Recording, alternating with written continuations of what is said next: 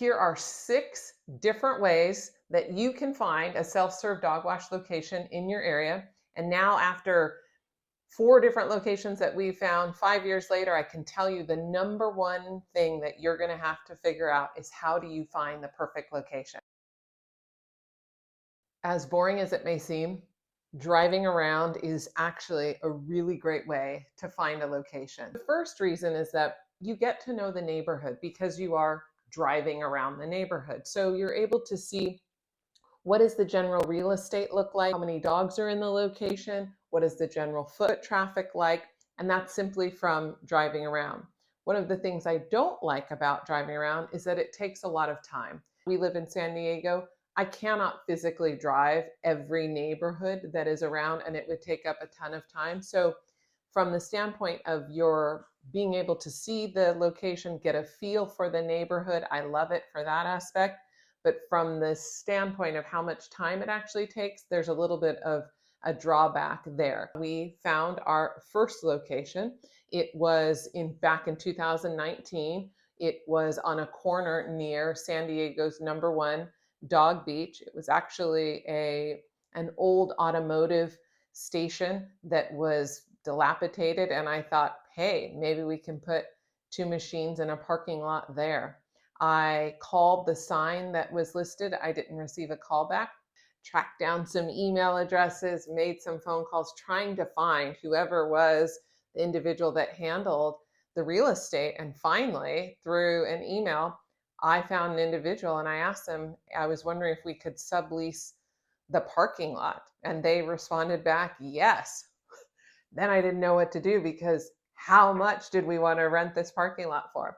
So I ended up coming up with a number that was $2,000 a month. They said yes, and we ended up being at that location for what we thought was going to be about 6 months. It ended up being over 2 years. COVID hit during that time.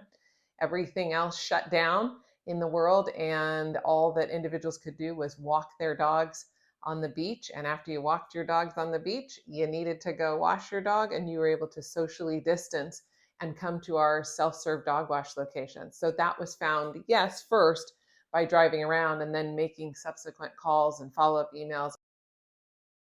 Craigslist is actually a really great way to find locations. If you go into the commercial real estate section of Craigslist, there's also a rental section that you're able to see both commercial real estate that's for sale and that is for lease. What I love about the commercial real estate section of Craigslist is that generally you have individuals on there that are mom and pops or mom and moms who are maybe a smaller landlord. They don't have a ton of commercial real estate, so they don't at this point necessarily engage with real estate agents. They're looking to do more simple deals, and they have real estate that they want to rent out, but it's generally on the Craigslist platform where they have found success. What I like about that is that you're able to see properties that are available. Generally, what we have found, this is how we found our second location. This one's kind of a crazy story on this one. It was an office building that was for rent, and they had a tree that was out front. And I thought we could probably, if we tore down that tree, we could put in a patio and place our dog washes there. At first, when I sent an email asking if that was a possibility, they said no. I liked how close it was to San Diego's Dog Beach, and then also to Fiesta Island, which is another off-leash dog area. I then asked if we could meet with them in person. When we met with them in person to walk the space, they then agreed, after walking, that we could, if we could get it done, that we could put a patio out front. I'd never laid a patio. I'd never engaged with anyone to do that. We then, within a month, had placed a patio and had moved, because at that time we needed to move actually our dog washes that were in the parking lot at the first location. We needed to move them to our second location because they were starting to build at the first location. And so we then had to get this patio done, which we did in a month. Don't know how we did that. Got it all done, plumbed, everything in. And we were able then to, within 45 days, have our dog washes up on a patio in front of an office building. And we did not at that time even need to use the offices. Now we use the offices, but back then we knew that just the placement of the dog washes as well as the parking was going to be super desirable for us. And so our second location, our first location that had to move, was actually found on Craigslist. And that has worked out really well for us. We've now been there for over 3 years, and we will continue to be there. When you do reach out to people, make sure you share that you are looking for the space for a self-serve dog wash location. Many people do not want a wet environment. You're able to disclose up front, I would like to use this location for a self-serve dog wash.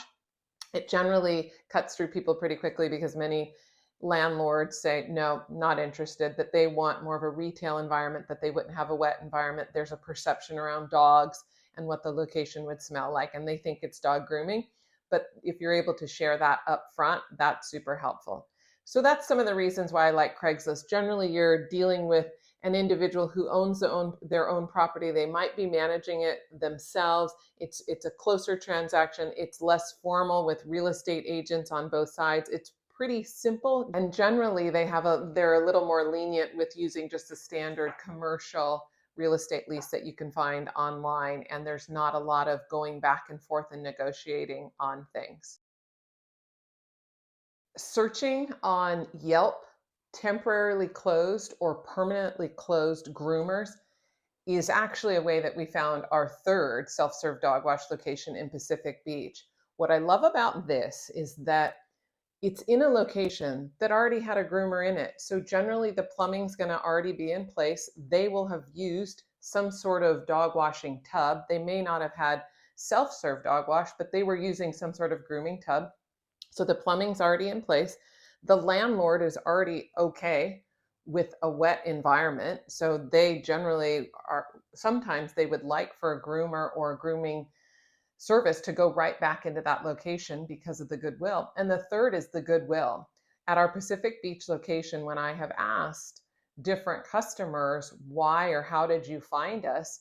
They will say, didn't this used to be a groomer before, or they used to have self-serve tubs here before? And so we have seen that when we go back into those locations, it's actually pretty helpful for us with regards to some of the build out, and the plumbing is already there. Definitely at our Pacific Beach location, it helped us with the plumbing that was in the back of the location. We did have to rip out tubs because we're putting in self-serve dog wash machines, but the landlord, again, was very amenable because it already had a grooming operation in it before us, and then we were able to go right in it. So what you do when you are going to search for permanently closed, it's a little bit difficult, but you're either going to go to Yelp or sometimes also on Google Maps, and you're going to search for groomers, and you're going to put in the permanently closed, so groomer permanently closed in a specific area. And then what you have to do is once the groomer comes up as permanently closed, you're either going to have to drive that location, or I just do Google Street View and put in that location to then take a look. So I'm not driving all over the city to see, is it closed? Does it appear like it's still in operation? Generally, if they have been closed within the last 3 months, it probably has not been re-rented, at least in San Diego, but you'll have to check in your area. You might also drive out and go see that location. When we were looking for a grooming location that was permanently closed in Pacific Beach, then we went out and saw a sign had been placed in the window that said for lease. I never would have seen the for lease sign because I would not have been driving that area. So the way that we got there was actually through the permanently closed on Yelp. And then I was able to see it by going physically there. So that it's a little bit of driving around and the permanently closed, but I really do like that one because it gets you into the locations that already had a groomer in it, and the landlord is open to it. They're like, sure, come on in.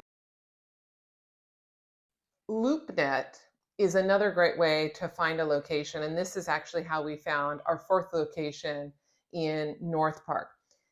The thing that I like about LoopNet is that you're able to see everything that is all the commercial real estate in all of your area or any area that you want to see. You're able to see it on there. The part that's a drawback for me is that it's super commercial, meaning you're going to generally have real estate agents on both sides.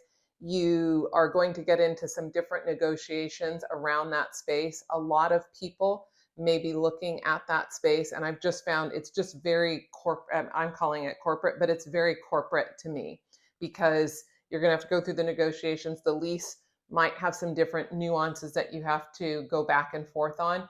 And but it has worked for us. I mean, that's how we found our fourth location. So LoopNet is a commercial real estate searching site. I put the link down below, and you're able to put in the specific square footage that you're looking for. Generally, when I go on there and search, I put in less than 1,500 square feet. Square foot per year, I can't really figure out, so I make it square foot per month so that I'm able to see what the monthly rental rate is.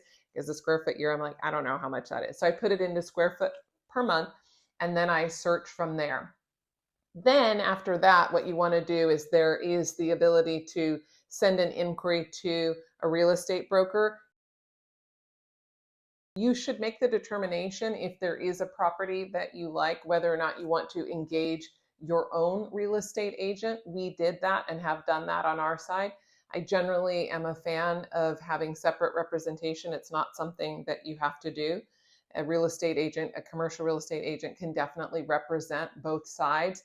But if you do start to engage a commercial real estate agent, they're very much aware of what your budget is, what you're looking for. They're advocating for you, they're negotiating on your behalf. So LoopNet and engaging a commercial real estate agent is definitely a way to go. I have, though, placed it last because I do think driving around is a good way to get your foot in the door, to see different neighborhoods, as well as searching Craigslist and sending those emails back and forth yourself. I think it gets you familiar with what the different landlords and owners are looking for. And then finally, yes, you can go through LoopNet, and that's definitely a way, and engage a real estate agent, but it's not my primary way that I would like to find real estate. When looking to start a self-serve dog wash, location, location, location, location is going to be the single greatest hurdle to finding and getting started with the business. So I hope that you have liked these 6 ways